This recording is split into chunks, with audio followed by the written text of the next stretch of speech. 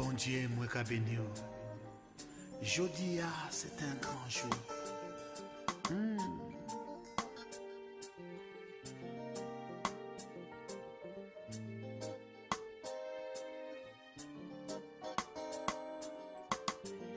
Et mariage, c'est pas un jeu, c'est un bagage sérieux. Le mariage est sacré et c'est travail, bon Dieu. C'est un bagage divin. C'est Dieu qui créait. Nous qu'a béni, bon Dieu. Pour tout ça, il fait. Nous. Bonsoir à tous et bienvenue dans votre émission L'homme et la femme, une véritable mission. Ce soir, avant d'entamer notre émission, je voudrais vous présenter mes vœux le meilleur pour 2017. Que l'Éternel vous bénisse, qu'il vous garde, qu'il fasse luire sa face sur vous et qu'il vous accorde sa grâce. Voilà qui est dit. Et donc ce soir, moi j'ai choisi de vous parler du culte familial. Et pour vous en dire plus, j'ai à mes côtés l'évangéliste Massamba Nzinga, qui n'est autre que mon époux. Bonsoir. Bonsoir, madame. Comment vas-tu? Ça va bien et toi? Ça va très bien aussi, merci beaucoup. Amen. Est-ce que tu pourrais te présenter à nos chers téléspectateurs et leur dire qui es-tu réellement, qu'est-ce que tu fais? Allô, bonsoir, bonjour, l'heure à laquelle cette émission va retrouver. Je suis votre humble serviteur Massamba Nzinga, évangéliste. Donc, je suis à l'église Fleuve d'eau vive à Bruxelles. Amen. Voilà qui est dit. Donc ce soir, vous êtes évangéliste, mais vous êtes ici ce soir aussi dans le cadre, on va se tutoyer, c'est nettement plus facile, hein, en tant qu'époux. Amen. Et donc ce soir, c'est dans le cadre en fait du réseau RTIF que tu es là ce soir. Qu'est-ce que ce réseau? C'est quoi RTIF?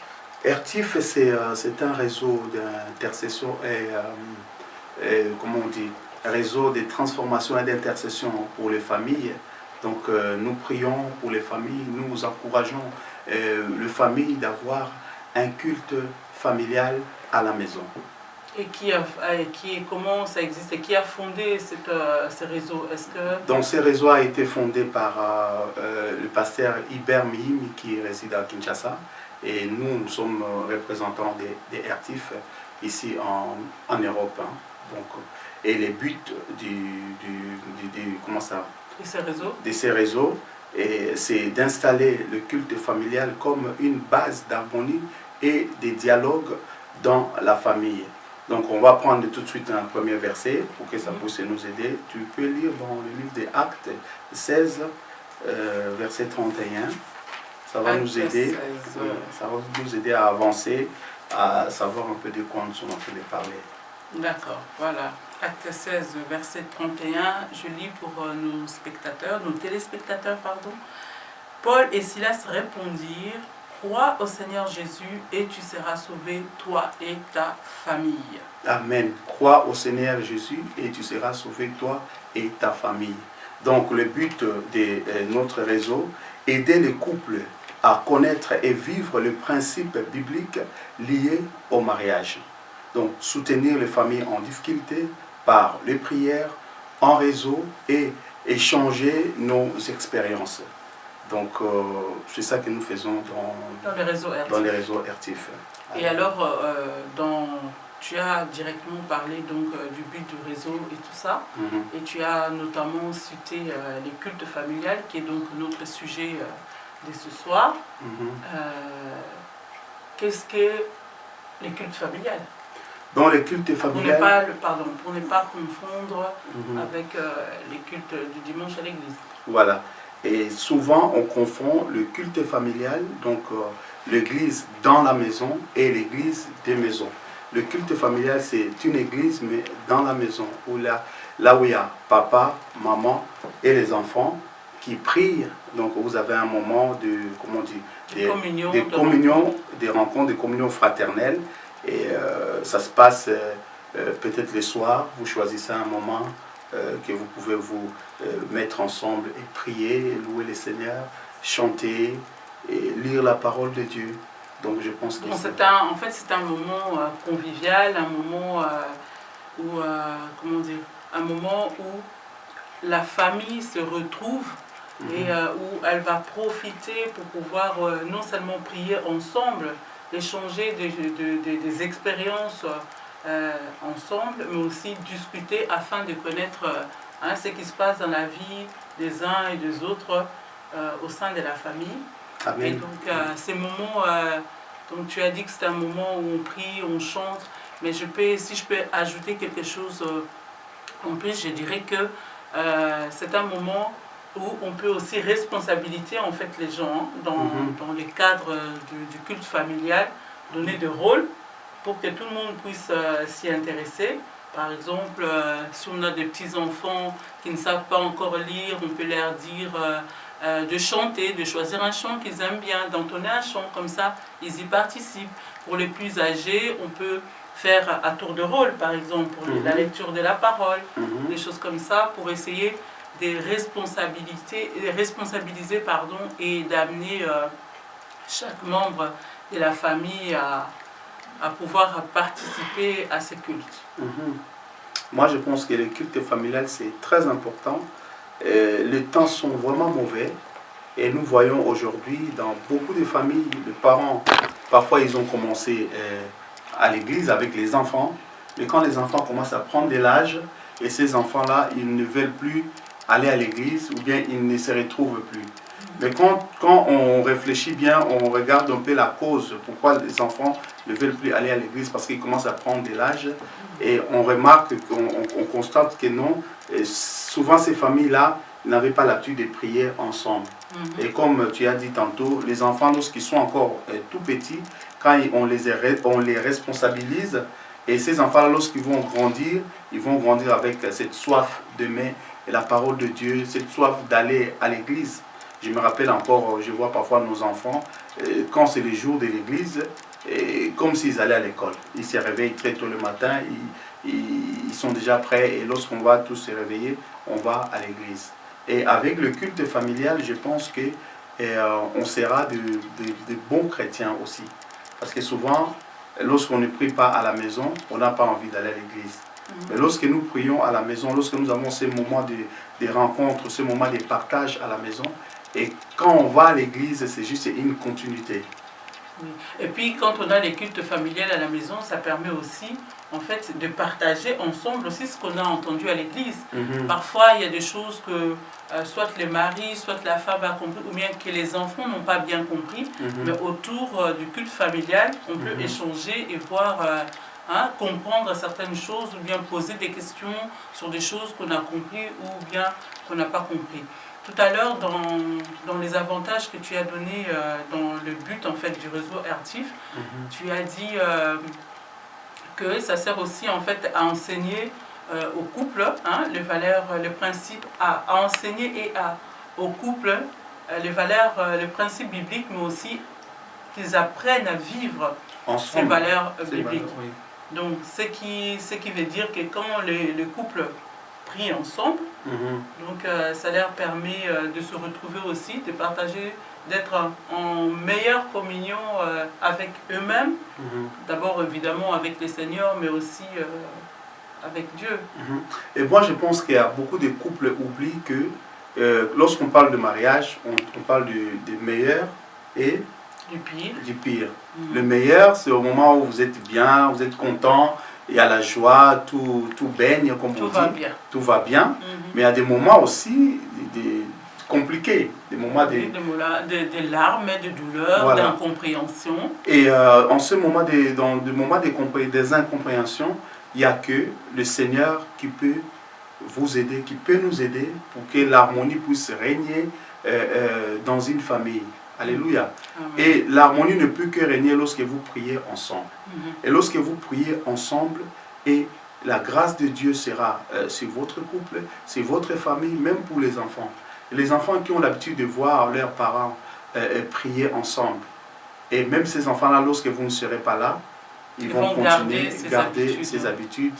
Et sans oublier que nos enfants, parfois, ils sont appelés à aller aussi à voyager avec l'école, à voyager avec les amis ou avec la famille. J'ai juste un témoignage. On a une nièce, une petite nièce. À l'époque, elle avait quoi? Peut-être 5 ans. Et il voyageait, il devait partir à un voyage scolaire. Voilà. Et ils sont montés dans les cars. Il y avait une vieille dame qui passait. Et la petite était dans le car. Et puis la maman a constaté une chose, que la petite était en train de prier. Elle était en train de confier le voyage entre les mains du Seigneur. Oui. Et ça, c'est merveilleux. Et cette maman-là, elle est venue, elle a appelé, elle dit que mais vraiment votre fille, c'est extraordinaire. Elle ne m'a même pas vu, mais j'ai vu qu'elle était en train de prier. Qu'elle s'est concentrée, pour vraiment mettre son voyage du Seigneur. La Bible nous dit, il bénira notre départ et notre arrivée. Et lorsqu'on est rodé, lorsqu'on est enseigné dans ces choses-là, nous allons voir la gloire de Dieu. Et Dieu, le Seigneur, nous épargne aussi de danger. Donc c'est ça vraiment l'avantage de prier en famille, de pousser vos enfants à connaître Dieu, même lorsqu'ils sont avec leurs amis à l'école. Et la prière peut empêcher beaucoup de dérapages aussi. C'est ça que je voulais... Oui, c'est ça. Gloire à Dieu. C'est vraiment ça. Quand vous êtes amenés à prier ensemble, en famille et en couple, ça enlève pas mal de soucis et de conflits aussi. Ça résout pas mal de conflits entre les membres de la famille. Donc prenez vraiment l'habitude de prier ensemble. Peut-être que si vous nous regardez ce soir, vous allez vous dire, oui, je ne sais pas comment faire, mais on ne m'écoute pas à la maison, mon mari n'est jamais là, mes enfants ont leurs occupations. Oui, ce n'est pas toujours évident, ce n'est pas toujours facile, mais vous pouvez trouver même une fois par mois. Si faire ça tous les jours est très compliqué à cause des horaires des uns et des autres, vous pouvez trouver même une fois par mois, un jour, une heure qui convienne à tout le monde, et vous allez vous réunir. Évidemment, il ne faut pas prendre les gens de court. Si vous êtes dans une famille où les gens sont un peu compliqués, il faut prévenir. Prévenir les gens à l'avance qu'à partir de telle date, nous allons commencer à prier ensemble, même pendant une demi-heure. Comme ça, ils sont au courant. Pour la jeunesse, faites ça peut-être via mail ou faites un planning, organisez les choses de façon à ce que tout le monde soit à l'aise et que cela puisse se faire. Donc ce n'est vraiment pas impossible. Il suffit vraiment juste d'ajuster les agendas et de trouver un temps. Commencez par peut-être une fois par mois, hein, et puis après vous allez essayer de voir comment la famille suit et puis adapter en fonction de votre famille. Et donc on a parlé, en gros on a balayé un peu les avantages, mais qu'est-ce qui alors pourrait, je l'ai un peu déjà cité, mais qui pourrait aussi être un véritable obstacle à ce que le culte familial, les cultes en tout cas familial ne s'effacent pas. Et la première chose que je pouvais dire, souvent il y a des couples mixtes, c'est ça? L'homme prie ou la femme ne prie pas, ou c'est la femme qui prie et l'homme ne prie pas. Et là aussi, le Seigneur nous demande de faire beaucoup de preuves de sagesse. Donc, on nous enseigne à l'église, lorsque vous avez un conjoint qui ne prie pas, il faut continuer à prier pour la personne et le savoir vivre. Juste un secret que je voulais vous donner. Vous savez, lorsqu'on mange à table, on peut commencer aussi le culte familial à table. Avant de manger, prenez le temps de prier, bénir le Seigneur, ne fût-ce que pour 1 minute. Et petit à petit, tout ce que le Seigneur nous demande, c'est de commencer quelque chose. Et lorsqu'on commence quelque chose, le Seigneur agit. Donc comme mon épouse a dit, c'est ça l'inconvénient de difficulté qui peut arriver pour que l'équipe familiale ne puisse pas fonctionner dans un couple. Mais Dieu est fidèle. Amen. Dieu est fidèle. Lorsqu'on prie, le Seigneur permet toujours que les choses aillent comme lui il veut. Et je pourrais juste ajouter par rapport à ce que tu viens de dire, par exemple, comme si on est justement dans un couple mixte où un des conjoints ne prie pas et qu'on a des enfants, je pense que les enfants ont toujours un peu de l'influence sur les parents, hein, sur l'un ou l'autre.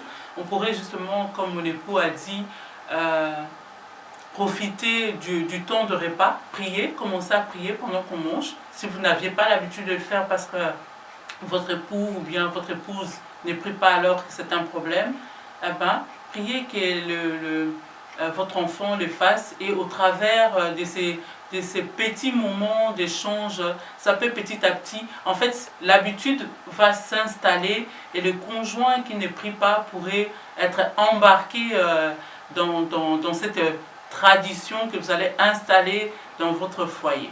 Donc voilà. Moi, je voulais qu'on lise un passage dans les livres de Josué, Josué 24, à partir du verset 13 à 16. Josué 24. Oui, 13 à 16. Donc, je vais lire Josué 24, 13 à 16. La parole déclare ceci. Je vous donnais un pays que vous n'aviez point cultivé, des villes que vous n'aviez point bâties et que vous habitez, des vignes et des oliviers que vous n'aviez point plantés et qui vous servent de nourriture. Maintenant, craignez l'Éternel et servez-le avec intégrité et fidélité. Faites disparaître les dieux qu'ont servi vos pères de l'autre côté du fleuve et en Égypte et servez l'Éternel. Et si vous ne trouvez pas bon de servir l'Éternel, choisissez aujourd'hui qui vous voulez servir. Ou les dieux que servaient vos pères au-delà du fleuve, ou les dieux des Amoréens dans le pays desquels vous habitez. Moi et ma maison, nous servirons l'Éternel. Parole du Seigneur. Moi, je pense que dans ces passages, il y a un sens de reconnaissance. Donc, Josué, il était reconnaissant envers Dieu par rapport à tous ceux qui ont traversé des moments difficiles. Mais il n'y a que l'Éternel qui les a délivrés. Et les conseils qu'il a donnés au peuple. Vous avez vu ce que le Seigneur a fait. Vous avez vu comment le Seigneur nous a relevés parce qu'ils étaient esclaves. Mais le Seigneur a vraiment, ils ont gagné la bataille. Maintenant, gagner la bataille, c'est bien, mais il faut continuer. Il dit que si vous voulez vivre, continuer avec cette victoire, il faut servir l'Éternel. Et il a, comme on dit, il a redonné la balle au peuple. Et puis le peuple, ils ont compris, ils ont dit non, nous aussi, nous voulons servir les dieux que vous nous avez enseignés. Donc il dit, moi et ma maison, nous servirons l'Éternel. Donc moi je pense que c'est très important. Lorsqu'on choisit vraiment l'Éternel comme notre refuge, notre forteresse, et le Seigneur, il va nous délivrer de tous nos ennemis. Il va sauver sa famille, il va sauver son couple. Et souvent dans les couples, nous pensons que ça va s'arrêter seulement entre mari et femme. Mais il y a une succession, il y a les enfants. Et ces enfants, tes enfants, lorsqu'ils ont reçu la parole de Dieu, ils vont continuer dans cette lancée, dans cette vision. Et vos petits-enfants et leurs petits-enfants encore, les arrière-petits-enfants, donc ça va continuer comme ça. Et on va prendre un autre verset dans le livre de Job. Nous voyons ici, la Bible nous parle de Job. Job, c'est un homme intègre et riche, mais il craignait l'Éternel. Il avait beaucoup d'enfants, donc la Bible nous parle, il avait plus de 10 enfants. Un homme marié avec une seule femme, alléluia. Amen. Mais à chaque fois, il priait, il réunissait sa famille pour prier ensemble, pour bénir le Seigneur. Il demandait à Dieu de protéger sa famille. On va lire l'histoire de Job, donc dans les livres de Job, verset 1, chapitre 1, pardon, à partir du verset 1 à 5. Job, chapitre 1. Voilà, on y est. Verset 1 à 5. Je lis la parole de Dieu. Il y avait dans le pays d'Utz un homme qui s'appelait Job. Et cet homme était intègre et droit, il craignait Dieu et s'est détourné du mal. Il lui naquit 7 filles et 3 filles. Il possédait 7000 brebis, 3000 chameaux, 500 paires de bœufs, 500 ânesses et un très grand nombre de serviteurs. Et cet homme était le plus éminent de tous les fils d'Orion. Ses fils allaient les uns chez les autres et donnaient tour à tour un festin, et ils invitaient leurs 3 sœurs à manger et à boire avec eux. Et quand le jour du festin était passé, Job appelait et sanctifiait ses fils, puis il s'est levé de bon matin et offrait pour chacun d'eux un holocauste, car Job disait, « Peut-être que mes fils ont-ils péché et ont-ils offensé Dieu dans leur cœur. » C'est ainsi que Job avait coutume d'agir. parole du Seigneur. Et quand nous voyons la suite de l'histoire de Job, il a eu des épreuves, il a eu beaucoup de difficultés, ses enfants sont morts, alléluia. Mais comme Amen. il était intègre avec le Seigneur est fidèle. Et le Seigneur l'a restauré. Comme il dit, mon oreille a entendu parler de toi, mais aujourd'hui, mes yeux t'ont vu. Amen. Et ce que Dieu a fait avec Job, il peut faire aussi pour toi qui me regarde, pour toi qui nous regarde, pour ta famille. Peut-être les enfants ne viennent pas à l'église, peut-être ils venaient avant mais ils ne viennent plus. Mais le Seigneur est capable de ramener vers lui. Alléluia. Amen. Voilà, on arrive tout doucement à la fin de notre émission. Donc, si vous avez de questions concernant le culte familial, n'hésitez pas, vous pouvez nous téléphoner sur le numéro qui s'inscrit au bas de votre écran ou nous écrire sur hfvmission@gmail.com. Et j'ai encore une question à vous poser, à te poser, donc à savoir pour les réseaux RTIF, donc on en a parlé au début. Comment vous faites, parce que c'est un réseau, comment vous faites pour la prière? Comment ça se déroule? Et nous prions en réseau. Donc on a des CG, on a des CG, on téléphone, on prie une fois par semaine. Donc on prend par exemple le mercredi, on prie pendant une heure d'intercession, mais en réseau. Donc les autres prient de l'autre côté, les autres prient de l'autre côté. Et puis on a des CG qu'on nous envoie. On regroupe. Et nous avons vu la main de Dieu à travers ces réseaux. Nous avons vu comment le Seigneur a agi, a relevé les couples qui étaient séparés. Et après beaucoup d'années, mais le Seigneur a fait quelque chose de formidable. Et il y a une chose encore que nous faisons dans les réseaux. On organise des manifestations. Des dîners. Des dîners de gala, voilà. où en fait on se rencontre autour de la parole de Dieu. En fait, ces dîners, ce sont vraiment des moments de partage en couple. Donc c'est un moment où l'homme et la femme se retrouvent ensemble parce qu'ils n'ont pas eu le temps de partager des choses par rapport au coût de la vie, à nos occupations. Mais là, c'est vraiment le moment où je retrouve mon époux, l'homme retrouve son épouse et ensemble essaie de passer un bon moment autour d'un bon repas, autour de la parole et aussi des témoignages de ce que Dieu a fait dans la vie des uns et des autres.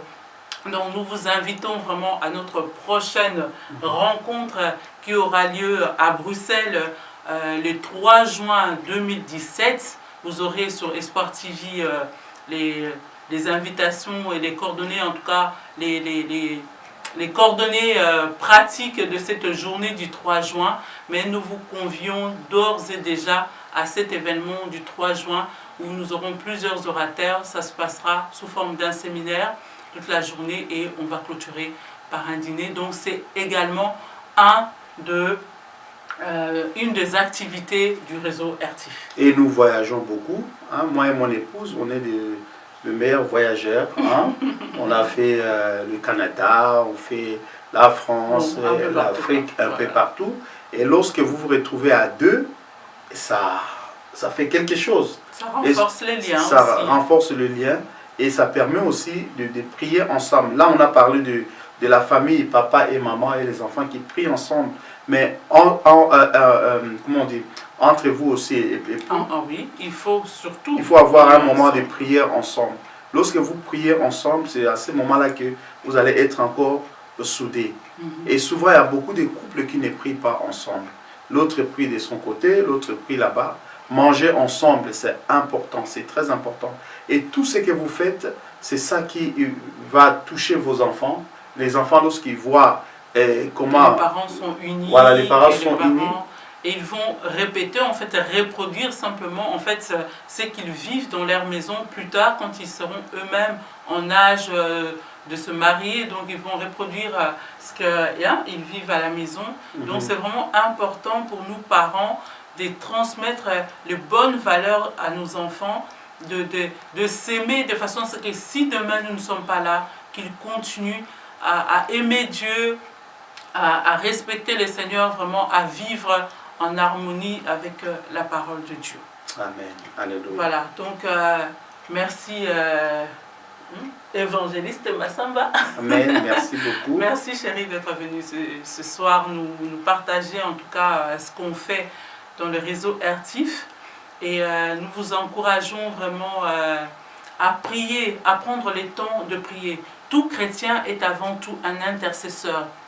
Donc si vous pouvez prendre 1 heure de votre temps par semaine et décider de prier pour une famille quelconque, les familles que vous connaissez, même ceux que vous ne connaissez pas, priez et demandez la grâce de Dieu sur les familles, parce que nous savons aujourd'hui que les familles sont vraiment fortement combattues. Alors, si vous élevez la voix, vous priez pour eux, Dieu certainement agira. Nous vous encourageons à le faire et nous vous remercions encore ce soir de nous avoir suivis. Et je le répète encore, si vous voulez avoir de plus amples renseignements concernant Ertif, écrivez-nous sur hfvmission@gmail.com ou bien vous pouvez nous envoyer un SMS ou nous écrire. Merci de nous avoir suivis. Merci encore une fois, Papa Massamba, d'avoir été avec nous. Que Dieu vous bénisse et qu'il vous garde et que sa paix demeure encore une fois dans vos maisons. À bientôt. Bye bye.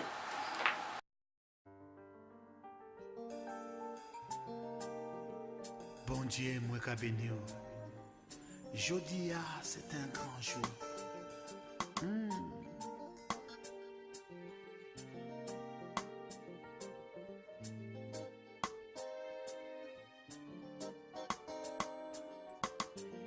Les mariages, c'est pas un jeu, c'est un bagage sérieux. Le mariage est sacré et c'est travail, bon Dieu. C'est un bagage divin, c'est Dieu qui créait. Nous qu'a béni, bon Dieu, pour tout ça il fait, bah nous.